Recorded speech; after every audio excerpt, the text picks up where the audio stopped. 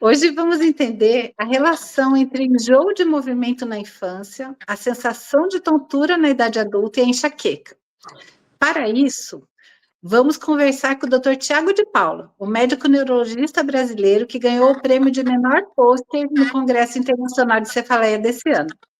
Doutor, você pode explicar para a gente em que consistiu a sua pesquisa? Vamos lá, claro. Antes de explicar um pouquinho, eu vou dar uma introdução do que, de fato, é enxaqueca, que as pessoas não entendem o que é a doença e acham que enxaqueca é só uma dor de cabeça forte. Esse é um estudo que ele mostrou um sintoma da doença que muitas pessoas não associam a enxaqueca e é diretamente ligado, tá bom? Então, só para as pessoas entenderem, a enxaqueca é uma doença de origem genética, é uma doença de hiperexcitabilidade cerebral, que você herda ela dos pais, ou do pai, ou da mãe, essa tendência. E de fato, você já tem sintomas desde a infância, porque é um modus operandi do cérebro diferente, enxaqueca. Enxaqueca não é dor de cabeça forte, a dor de cabeça forte é apenas um dos sintomas. Dito isso, vou explicar um pouquinho o que é esse sintoma e como que a gente começou a perceber isso, né, tirando a história dos pacientes e conversando com os pacientes. A gente percebeu que pacientes que chegavam para a gente aqui no Headache Center, né, no meu consultório, com dores de cabeça e tontura, quando eu perguntava para ele se ele tinha um sintoma de cinetose na infância, né, o que é a cinetose? É uma sensibilidade aumentada ao movimento ou a sensação de movimento. Tá? A resposta era sim. Tá? Então, a gente percebeu que essa resposta era sim com muita frequência. E daí, eu comecei, como é uma pergunta que eu faço para todos os pacientes, sempre no início, a gente conseguiu plotar todos esses dados de 2020 até 2025 e ter um número grande de pacientes para apresentar no trabalho científico e como pôster no congresso. Então, essa resposta ela fez uma ligação entre esses dois sintomas que muitas vezes pareciam distantes, o sintoma de cinetose na infância e o sintoma de tontura no adulto. Esse foi um estudo com mais de 800 pacientes que a gente avaliou durante todo esse período. Posso explicar um pouquinho mais depois, mas pode fazer uma pergunta. Legal, doutor. O que essa pesquisa significa para pais e mães de crianças que têm enjoo quando viajam de carro? Algo que eles precisam fazer de diferente em relação aos seus filhos? Sim. Não, é muito boa essa pergunta. De fato, as crianças que têm, principalmente se o pai ou a mãe tem enxaqueca e percebe que seu filho já passa mal no carro, já é um sintoma precoce da doença. Já é uma criança que, de fato, vale a pena, assim, que se ela começar a ter outros sintomas, já sim encaminhar para o neurologista ou fazer coisas que são preventivas, que ajudam a doença não progredir, tá? Como a retirada que a gente orienta aqui para os pacientes, a retirada de estimulantes alimentares, tá? Ou simplesmente você, antes de entrar no carro, isso já é feito, né? Dar um medicamento para a criança não passar mal, né? Ou tentar diminuir essa sensação de movimento, colocando ela no banco dianteiro, se ela for grande, né? Um pouquinho maior, no banco dianteiro, ou enfim, com cinto, né? Se ela conseguir ficar. E, enfim, o mais importante é saber que é um sintoma precoce da doença que indica que essa criança possa abrir um quadro de dor bem importante, principalmente se ela tem pais com a doença. Então, indica Entendi. sim. E essa questão, então, de reduzir os estimulantes ou eliminar seria Coca-Cola, café, chocolate, esse tipo de alimento, Vamos lá. então, os pais devem evitar. Voltando No dia lá da naquele viagem, início, sim, no dia da viagem é a questão de tentar diminuir essa sensação de movimento. Criança que usa, por exemplo, leitura ou um joguinho, não dá para fazer isso enquanto estiver no carro, porque senão ela vai passar mal com mais facilidade, né? Então, essa é uma das estratégias que os pais colocam. Você pode ofertar, sim, uma medicação preventiva, no caso da criança que passa muito mal, que nauseia e vomita, antes dela entrar no carro, também isso é uma coisa possível de ser feita. Mas, com relação aos estimulantes, isso é muito importante, porque lembra que eu expliquei lá no início, enxaqueca é uma doença de hiperestabilidade cerebral. Tá? Então, quando a gente aumenta essa hiperestabilidade, a gente sim tende a piorar essa doença. E alimentos excitatórios deixam a doença mais grave, tá? Desde alimentos como café, chocolate, né? Chá verde, chá preto, chá mate, que são estimulantes que pioram a doença, e a gente vê isso na prática. Quando a gente retira isso, a gente consegue um controle absurdo do paciente. E isso acontece também com crianças. E essa retirada desse alimento deve ser sempre, não apenas no dia da viagem. Exatamente, exatamente. Então, se a criança tem enjoo, o ideal é ela nunca tomar ingerir esses Exato. Uma alimentos. criança que é filha de alguém que tem enxaqueca, isso a gente já tem uma relação, tem alguns trabalhos científicos que mostram que criança que é exposta a estimulantes na infância, ela tem quadros de enxaqueca mais grave do que as crianças que não são expostas. Isso é um trabalho chinês que foi feito e a gente viu que isso de fato interfere. E na tontura, né, no enjoo, nessa cinetose da infância, tem uma relação direta, sim. Claro que esse é um dos primeiros trabalhos que mostrou essa relação muito intrínseca, né, com a doença de fato, com tontura e tudo, mas já tem outros mostrando que é um sintoma precoce. Então, quanto melhor tratada essa criança, menos a doença fica grave ao longo dos anos. E criança tem enxaqueca? Sim, porque a doença nasce com ela. Entendi, doutor. Ai, que pena, né? Que pena. Doutor, e como que a sua pesquisa impacta o tratamento dos adultos, que hoje têm tontura e enxaqueca, né? Uhum. E eles tinham enjoo de movimento quando eram crianças. Essa descoberta, ela impacta alguma coisa no tratamento desses adultos? Olha, o conhecimento da doença, eles entender que a doença não é só dor de cabeça e tem tontura, impacta. Porque tem muitos pacientes que vão ter a doença, ela pode iniciar com a tontura. Paciente que tinha cinetose na infância e ele começa a abrir o quadro com tontura. Nem abre com tanta dor, às vezes tem um pouco de dor no pescoço, mas o principal sintoma é a tontura.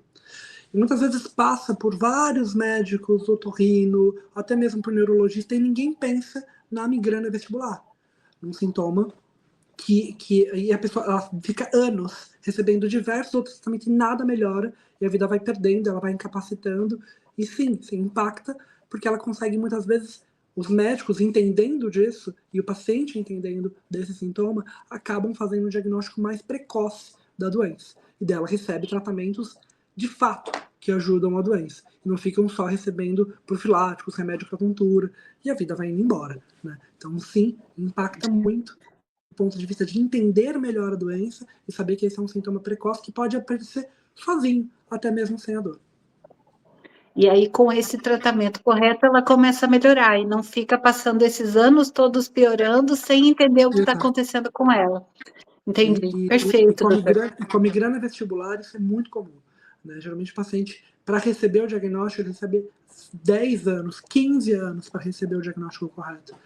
E muitas vezes vai recebendo tratamentos também muito ruins, tá?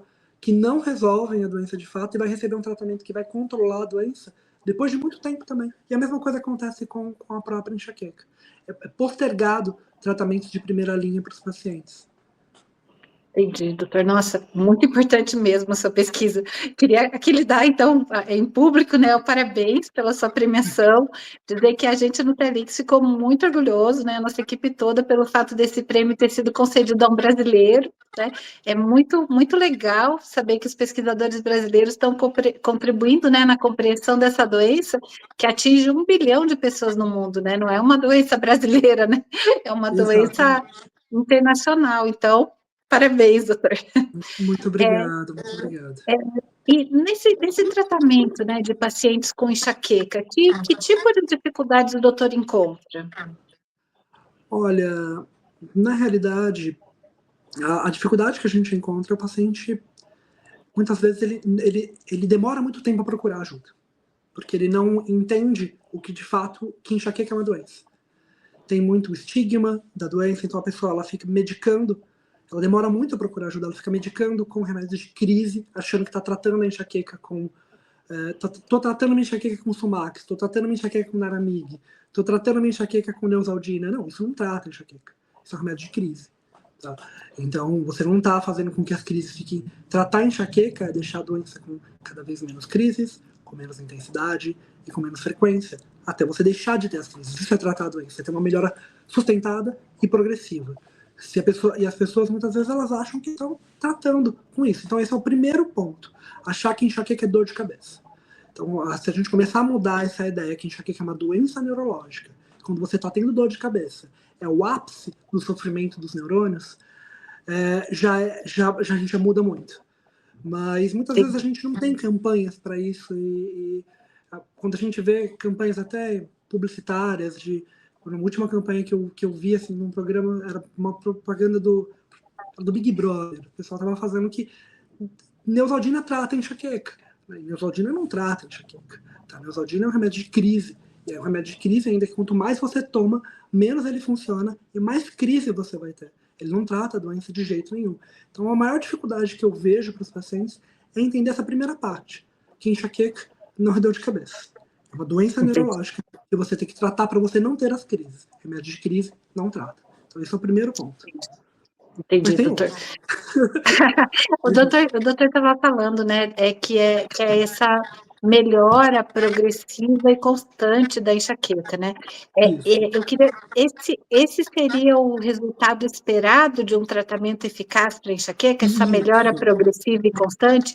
E qual que é o prazo dessa melhora? Quanto é um tempo razoável, assim, para a pessoa ter uma expectativa correta em relação ao tratamento? Não, perfeito. Assim, o tratamento ele tem que ser sustentado e progressivo.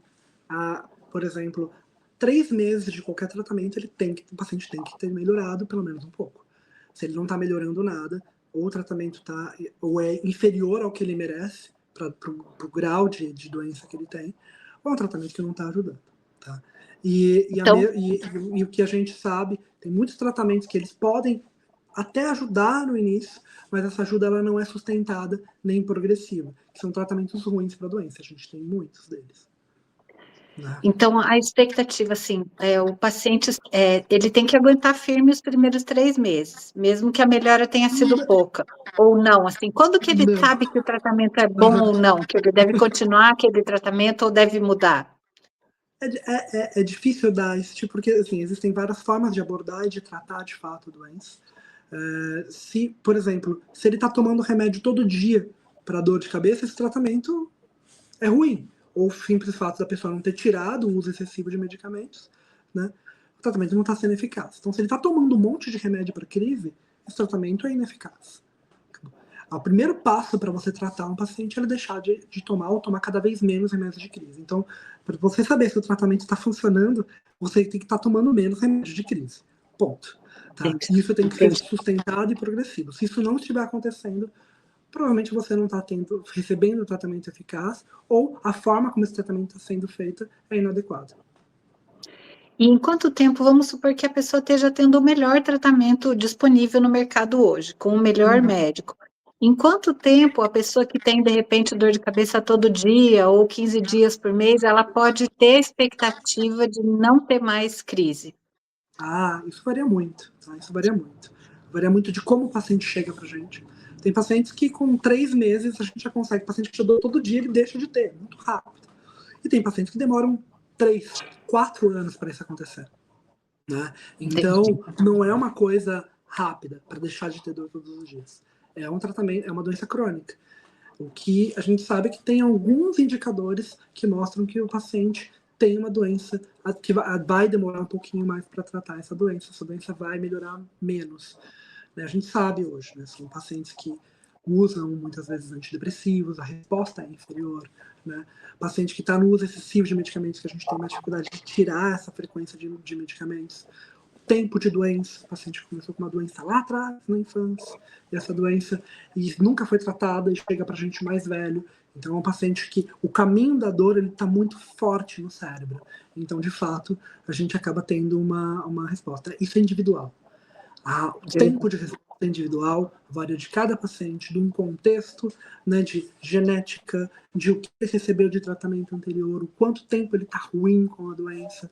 Então, são muitas variáveis. Não existe um tempo para a gente descronificar de fato um paciente e trazer alguém que tinha dor todos os dias para alguém que não tem dor todos os dias. Isso varia muito, é individual. Entendi.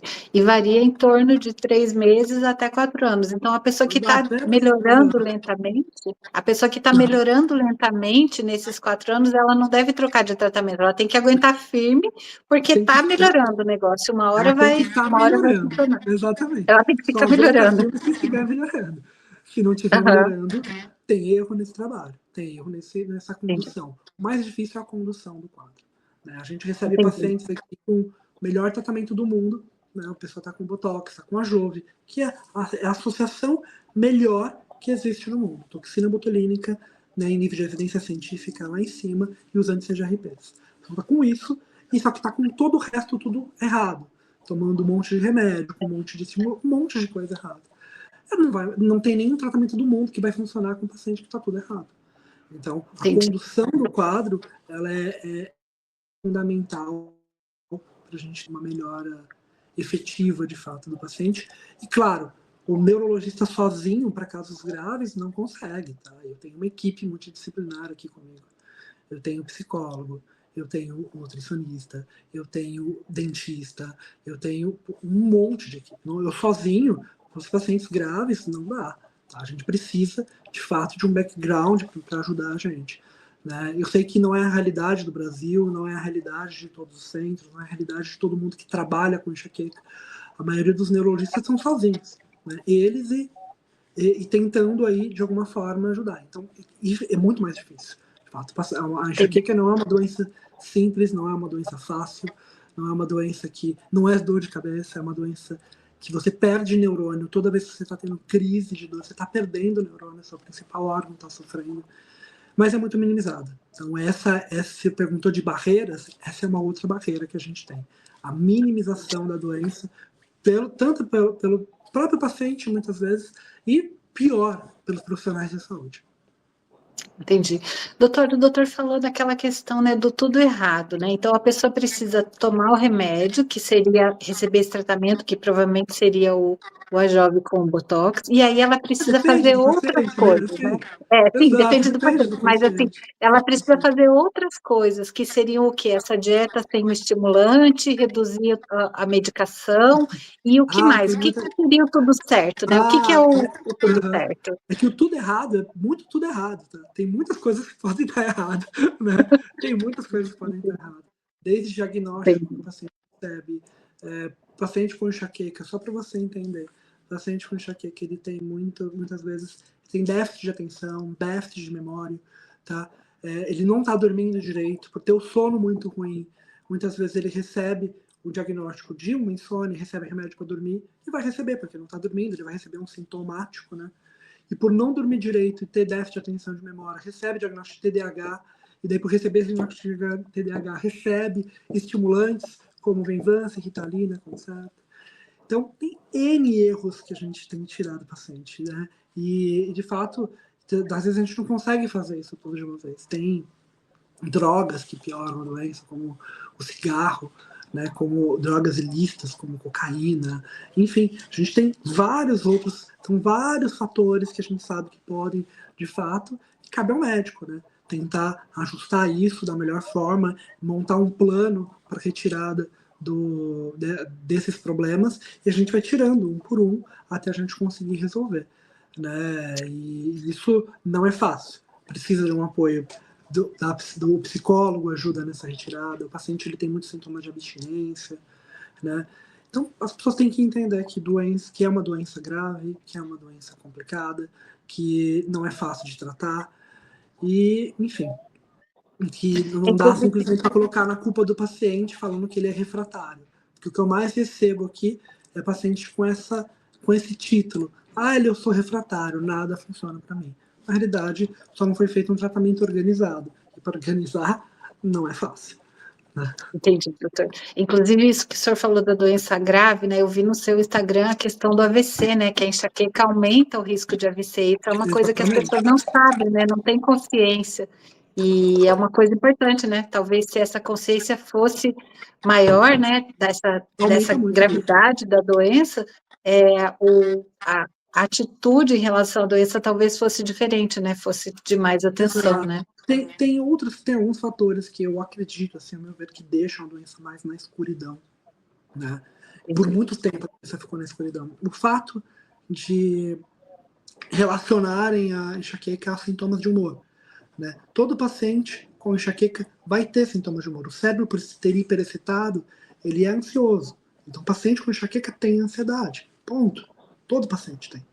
E daí falar, e por muitos anos a culpa das crises eram colocadas nesses sintomas ansiosos. O fato de ser mulher é um fator também que a grande parte dos pacientes serem mulheres foi uma coisa que fez com que a doença fosse menos tratada, minimizada, você coloca a culpa da doença no paciente, né? Só que o culpado da doença ser grave é a doença, né? A doença que deixa o cérebro com um monte de sintoma de humor, que vai deixar com ansiedade, que vai deixar com depressão, que vai colocar um monte de impulsividade, de compulsão nessa pessoa. Então, esse é um ponto bem importante que muitas vezes é esquecido, né? Então, é difícil. Precisa entender que é grave, precisa entender que não é só uma dorzinha de cabeça, precisa entender que tem riscos, que toda vez que você está tendo dor é um sinal de alarme do seu corpo. Tem órgão sofrendo, e é só o principal órgão do seu corpo, que são os neurônios. Doutor, é coisa séria, né? Então, doutor, o doutor pode nos explicar a diferença entre cura, remissão e controle da enxaqueca? Existe remissão e cura de enxaqueca? Ou o melhor que a gente pode esperar é o controle? E o que é isso? Remissão, dá para chegar, assim, ficar vivendo como se a doença não existisse. Tá? Esse é o meu objetivo para todos os pacientes, é fazer eles viverem como essa doença de fato não existisse. Tá? Tem controle, sim, né? Controle é a pessoa, ela tem o mínimo de crises possíveis, a gente consegue, o controle já é possível no início da doença, no início do tratamento. Em muitos pacientes a gente já consegue controlar já no início, a gente tira o paciente do inferno e bota ele para uma vida já com dores ainda, mas com menos intensidade, até a gente chegar nesse objetivo que é a remissão. Mas cura não tem como, porque é uma doença genética. Tá? É uma doença genética. As pessoas confundem muitas vezes. Entrei na menopausa, me curei da enxaqueca. Essa é uma frase muito comum, as pessoas acham que se curaram. Na verdade, a doença se modifica. Né? A doença se modifica quando você entra na menopausa. Você não consegue curar uma doença que é genética, que você nasceu com ela, que é uma tendência que você vai ter até a morte, de um cérebro hiperexcitado. As pessoas acham que está curada da enxaqueca porque elas acham que enxaqueca é dor de cabeça forte. E daí ela entrou na menopausa, ela deixou de ter a dor de cabeça forte, mas ela continua com todos os outros sintomas. Ela continua dormindo mal, ela continua com dor no pescoço, que é da enxaqueca, tá? Ela continua tendo uma oscilação de humor absurda, que também é da doença. Ela continua passando mal quando anda de carro, ela continua tendo tontura, só que ela só não tem a dor de cabeça muito intensa, porque o principal gatilho, ele acabou indo embora, que era um gatilho hormonal, mas a doença tá lá. Só que como ela tá com outros sintomas, às vezes o paciente ganha outros diagnósticos, tá? Pelos outros médicos também não saberem que enxaqueca é uma doença, a pessoa ganha outros diagnósticos. Né? Vai ganhar diagnóstico de fibromialgia, vai ganhar diagnóstico de insônia prolongada, de dor cervical sem tratamento, e várias coisas. Entendi. Inclusive, essa questão da fibromialgia eu achei muito interessante, que o doutor falou também, né? Que na verdade, daí não é uma fibromialgia, é uma corpalgia, como que é o nome do sintoma? Exato. Né? Vamos lá. Esse é bem interessante. Esse eu levei um trabalho também para o congresso, né? Nesse trabalho, a gente acabou, eu e minha equipe, acabei levando o trabalho dos pacientes que eu atendi aqui. Esses pacientes, a mesma história do trabalho que ganhou no congresso. Era uma pergunta que eu fazia para todos os pacientes sempre. Tá? Eu sempre perguntava para os pacientes na primeira consulta se eles tinham, de fato, dores de crescimento. Só que eu percebi que um grupo em específico respondia essa pergunta com mais respostas sim. E quem era esse grupo? Era o grupo que ou chegava com o diagnóstico, a maioria deles que entrou no trabalho, né, eles chegavam com o diagnóstico, recebia o diagnóstico de fibromialgia do meu médico. Tá? Eles recebiam esse diagnóstico. E daí eu checava se eles tinham a dor de crescimento. A resposta foi para 68%, né, que era positivo. Então, um número bem alto de pacientes, e os outros não lembravam. Tá? Não lembravam se de fato eles tinham. Então, a gente tem todo esse viés ainda de memória desse tipo de pergunta. Então, a gente sabe que é uma doença de dessensibilização central. Esse foi um dos primeiros trabalhos que tentou ligar, né, de fato, a fibromialgia à própria enxaqueca. tá? Porque elas têm fisiopatologias sobrepostas. Então, uma é sobreposta à outra. Então, hoje a gente sabe que a minha percepção, né, é que, de fato, a enxaqueca é uma evolução, né, a fibromialgia acaba sendo uma evolução da própria enxaqueca. Se a gente pergunta para os pacientes que chegam, muitas vezes com diagnóstico de fibro, eles tinham sintomas clássicos de enxaqueca, mas daí a doença foi cronificando e os sintomas deixaram de ser clássicos. Tá? Ela não tem outra doença. Tá? É a mesma doença que não está sendo tratada. E daí ela recebe um tratamento que não é para enxaqueca. E daí ela não melhora. Por isso que a gente vê muitos pacientes com fibromialgia, a doença cada vez vai piorando mais. Que tratamento é esse que faz a pessoa piorar? Né? E coloca uma pessoa que não estava no estado de incapacidade na cama. Tanto é que recentemente até entrou, né, como as doenças que podem ser tidas como, né, passíveis de aposentadoria. Como que uma pessoa ficou na cama? Que tratamento é esse que você está fazendo que você está fazendo a pessoa piorar? Só que a gente está acertando o tratamento para essa pessoa de fato? Então essa é uma pergunta que eu faço e por isso que esse trabalho que eu fiz eu acho que é muito bacana, esse segundo trabalho que eu levei, pôster que eu levei para o congresso, eu achei que também é bem interessante, né, porque levanta esse tipo de questão que muitas vezes as pessoas, enfim, nem pensam. E dá uma esperança para a pessoa. E dá uma esperança para a pessoa porque ela está com o diagnóstico errado. Então, não é que a doença dela não é tratável, a fibromialgia dela não é tratável, é porque ela está tratando a doença errada. Se ela tratar a doença correta, que seria a enxaqueca, aí vem essa questão, né, que a gente estava conversando, que o doutor falou, então, que o chegaram com corpalgia para mim, poxa, eu tratei eles e eu curei a fibromialgia deles. Como que eu curo uma doença que, teoricamente, foi equivocada? O paciente estava com uma corpalgia da própria enxaqueca e foi erroneamente diagnosticado com fibromialgia. Entendi.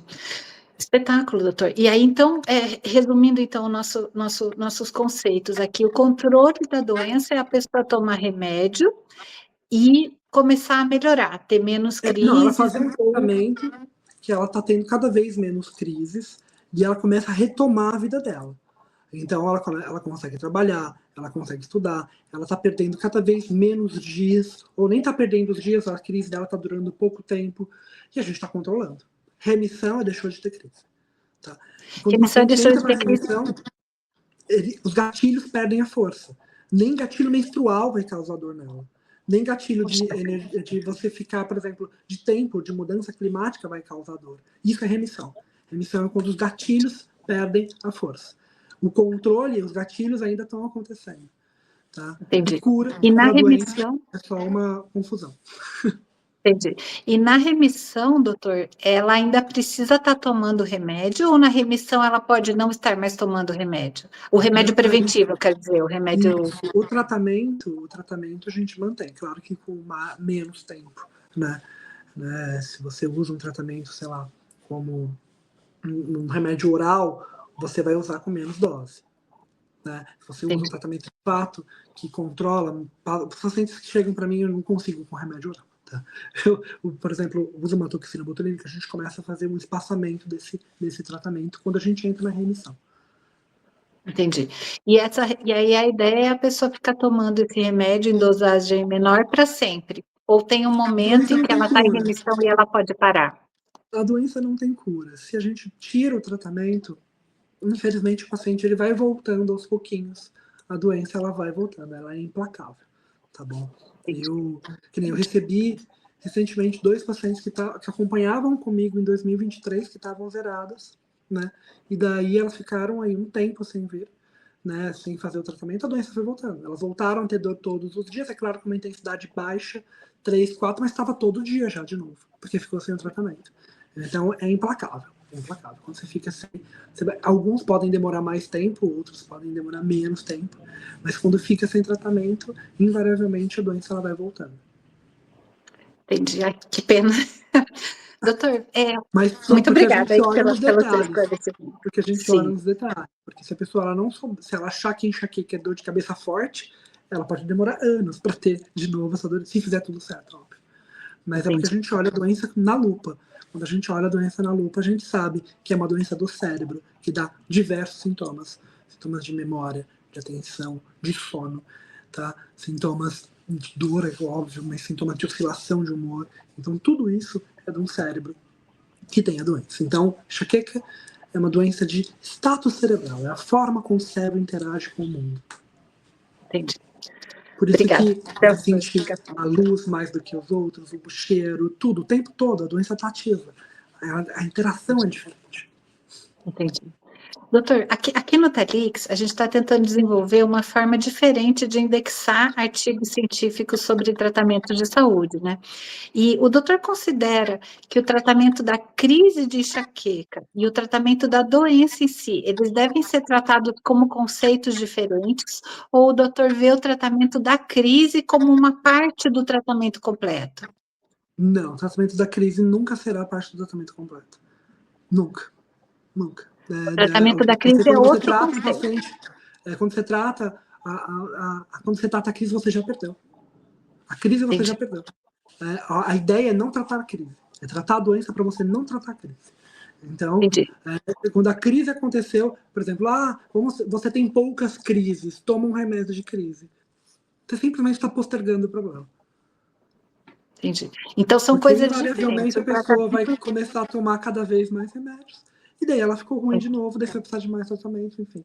Você não precisa esperar a pessoa ficar extremamente ruim para você tratar. Mas infelizmente é o que é feito. Entendi. Então o tratamento da crise é um conceito completamente separado do tratamento da doença. Não é uma soma, são coisas diferentes. Não, aqui assim, tratar a crise é uma parte. Tem que tratar a crise do paciente, é óbvio, tá?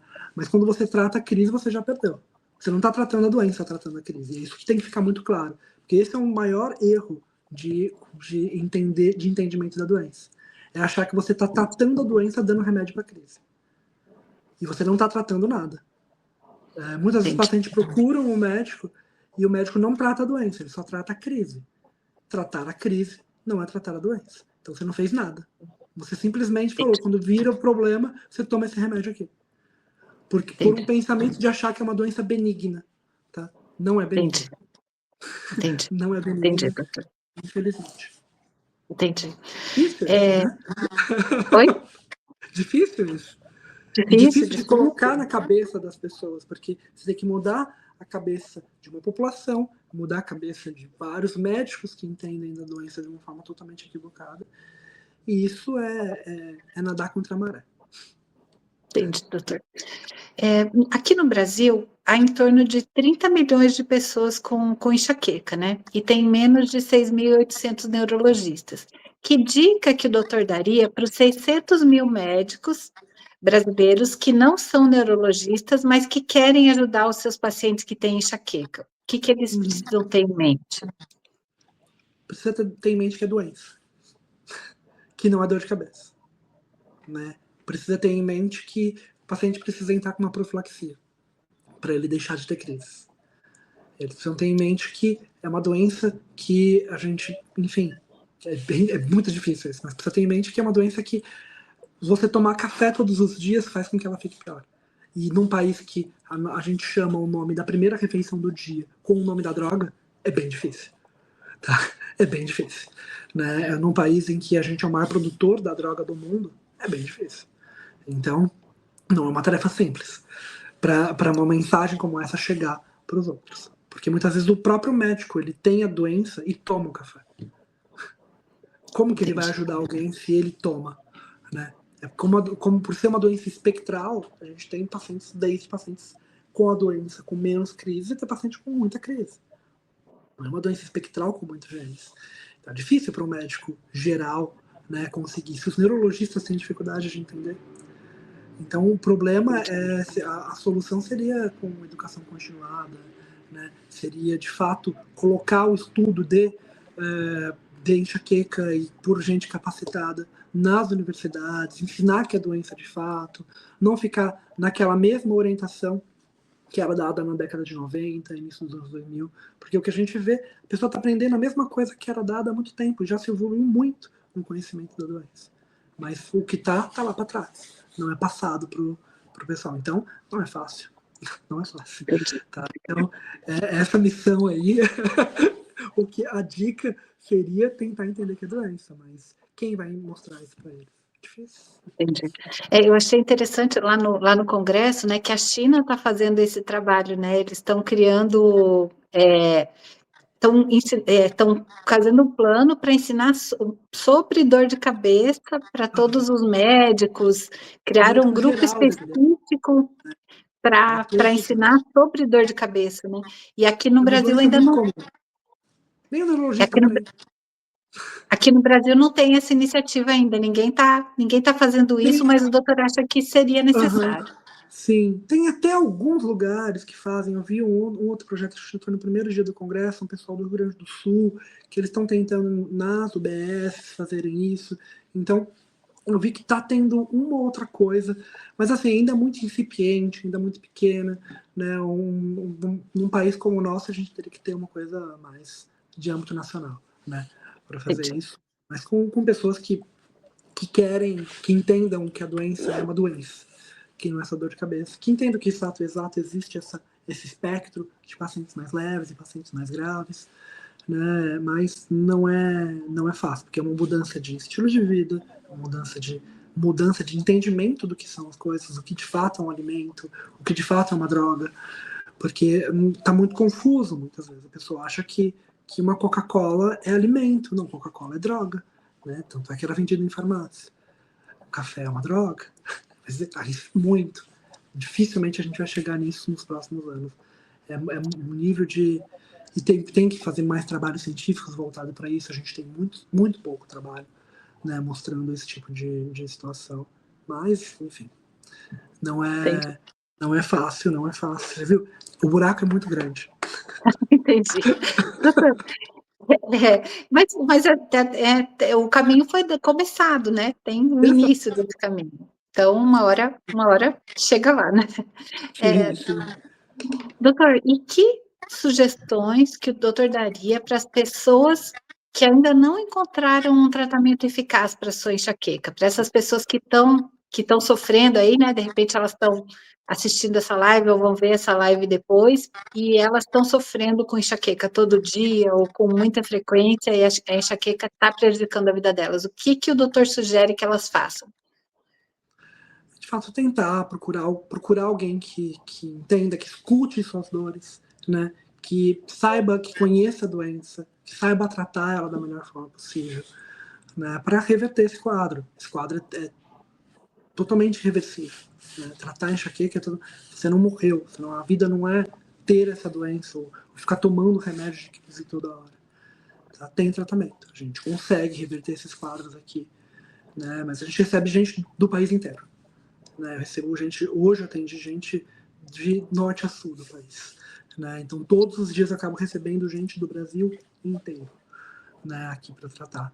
A gente sabe da carência, é uma carência nacional e não é só nacional, é também mundial, até nos outros países tem muita dificuldade, em países ricos como os Estados Unidos, né? A porcentagem de pessoas que recebem o tratamento de fato é muito pequena, a porcentagem de pessoas que procuram ajuda é muito pequena também. Legal. Eu vou dar uma dica, então, para o pessoal aqui. Seguir o Instagram do Dr. Tiago. Eu achei o Instagram dele ótimo. Realmente é muito explicativo, ele não foge dos assuntos polêmicos. E ele inclusive, dá uma dica no Instagram dele, olha, maratone o meu Instagram. E eu pensei, será? Fui lá e maratonei, e ele tinha razão. Vale a Exato. pena. O pessoal tá ali, o Instagram do Dr. Tiago. Ajuda, viu? Se você tem enxaqueca e está sofrendo, ele vai dar dicas incríveis, assim, bem, bem interessantes mesmo. Exatamente. E, Recebo e o muito feedback de seguidor, né? Falando, nossa, eu fiz isso, eu parei com essas coisas, melhorei muito, né? Meu tratamento passou a funcionar depois que eu fiz aquilo que você orientou. Então é muito gostoso para mim saber que pessoas que nem passaram por mim em consulta, eu consegui ajudar pelo Instagram. Então é uma ferramenta muito boa. Podem maratonar lá sim. Tem muita informação bacana para vocês entenderem o que é a doença e saberem que não é só dor de cabeça, que é uma doença com vários sintomas. A dor é somente um deles. Legal. O doutor falou um pouquinho, né, do seu trabalho no Headache Center. O doutor gostaria de falar mais um pouquinho sobre o Headache Center para o pessoal Sim, com conhecer? certeza. Claro, claro. O que é o Headache Center? Tá? O primeiro centro de tratamento integrado da enxaqueca. tá? É o maior centro de tratamento de enxaqueca da América Latina, multidisciplinar, tá? Aliás, é o maior centro multidisciplinar do mundo e o maior da América Latina. A gente tem, além dos neurologistas, né, hoje temos eu, neurologista Dr. Thiago, temos a doutora Thaís, temos a doutora Lana, e esses profissionais, eles coordenam o tratamento. Temos diversos profissionais aqui, temos o psicólogo, temos o nutricionista, os médicos que fazem os procedimentos que a gente precisa para os pacientes, a fisioterapeuta, o dentista, tá? Enfim, é uma equipe inteira que ela trabalha em prol do paciente. E isso faz toda a diferença. Quando a gente tem uma equipe multidisciplinar que trabalha em conjunto, todo mundo sabendo o seu passo, o que fazer para ajudar o paciente, entendendo a doença cada vez mais, o resultado é esse. Né? Controlar pacientes que foram desenganados por todos os outros médicos, né? E todos os outros tratamentos que eles fizeram, muitas vezes fazendo tratamentos de qualidade, mas só o tratamento colocado, né? Sem a condução do quadro, que é o mais importante. Doutor, e deixa eu lhe perguntar, todas as pessoas que passam pelo Headache Center, elas conseguem melhorar ou tem uma porcentagem que ainda é inatingível, assim, que pode ir lá e realmente não vai sentir melhora, mesmo fazendo tudo certo? Sim. O que acontece? Os pacientes, o que modifica muito, os pacientes melhoram, mas o que modifica muito é a velocidade de melhora.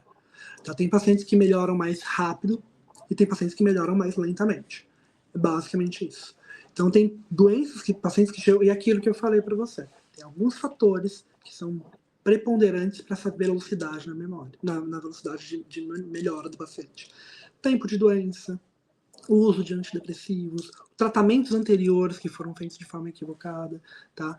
Então, tem várias coisas que vão definir se esse paciente vai melhorar mais rápido ou mais lento, mas todo mundo melhora. O que diferencia é, de fato, essa velocidade, tá bom? Entendi.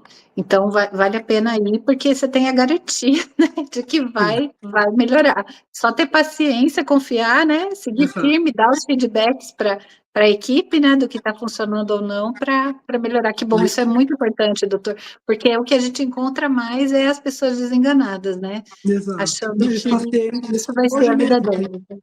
atendi um paciente de primeira consulta que ela tinha passado em vários outros médicos. Ela estava muito chateada, achando que nada dava certo. Que ela falou: vim aqui porque falaram que era o último lugar para ver. Se não melhorasse aqui, não ia melhorar em lugar nenhum. Eu escuto essa frase muito frequentemente, né? E é muito gostoso sempre a consulta de retorno, porque a pessoa ela já vem com 45 dias, às vezes com 3 meses já vem modificada, né? Então isso é muito gostoso para mim, muito gratificante saber que eu estou fazendo parte da mudança da vida das pessoas, de pessoas que estavam anos com a doença lá muito grave. Que legal, né? Que legal mesmo. Não, é muito Doutor, olha, gratificante. muito obrigada, então, por ter aceitado, né, dar essa entrevista para a gente, e obrigada e parabéns pelo seu empenho em conscientizar as pessoas sobre enxaqueca, é um trabalho muito, muito importante mesmo. Queria agradecer vocês também que estão nos assistindo agora à noite, e é isso, tem mais alguma coisa que o doutor gostaria de falar? Não, é só uma mensagem para quem está assistindo a live, saber que você não está sozinho, que a doença que você tem, ela tem jeito. Tá? O tratamento, de fato, ele varia muito de pessoa para pessoa. Você não precisa achar que você está numa situação, num beco sem saída. Tá? Tem saída, tem solução. A gente consegue, de fato, mudar a vida das pessoas tratando a doença de forma adequada e dando todo o suporte que a pessoa precisa nessa fase de uma doença que ela é silenciosa, ninguém vê, né? Às vezes você está lá sofrendo sozinha, muitas vezes você mente falando que não está com dor, mesmo estando com dor, porque você não quer falar que está com dor todos os dias, mesmo estando. Então saiba que eu entendo você e aqui a nossa equipe entende você da melhor forma possível, tá bom? E isso aqui tem tratamento sim. Espetáculo, muito bem, doutor. Maravilha. Até mais, boa noite. Boa noite. Muito obrigado por todos.